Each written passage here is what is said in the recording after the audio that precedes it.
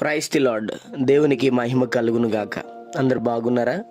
ఈ దినం దేవుని వాగ్దానం, వారసులు ఆశీర్వాదమునకు వారసులగుటకు మీరు పిలువబడితిరి. 1 పేతురు రాసిన పత్రిక 3వ అధ్యాయం 9వ వచనం. అవును, దేవుడు నిన్ను నన్ను ఆయన ఎందుకు పిలిచాడు తెలుసా? ఆశీర్వాదమునకు కారకులుగా మార్చడానికి.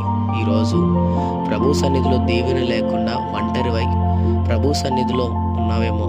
ఇదిగో నా ప్రియ సహోదరుడా, సహోదరి, దేవుడు నీతో మాట్లాడుతున్నాడు. ఆయన నిన్ను గొప్ప స్థానంలో, మరి ఉన్నతమైన స్థానంలో ఉంచబోతున్నాడు.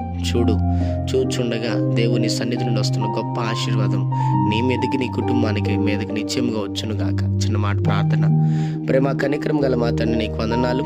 ఈ ఉదయకాల సమయంలో బిడ్డల మీద దీవించి బలపరిచి, వారు వెళ్తున్న ప్రయాణంలో, మార్గముల్లో, పనుల్లో, ప్రయత్నముల్లో ఈ దినం మీరు వారికి తోడుగుండమని, నిశ్చయంగా వారిని, వారి కుమారుల్ని దీవించి ఆశీర్వించి బలపరిచి కృపతో నింపమని యేసు నామములో అడుగుతున్నాం తండ్రి. ఆమేన్.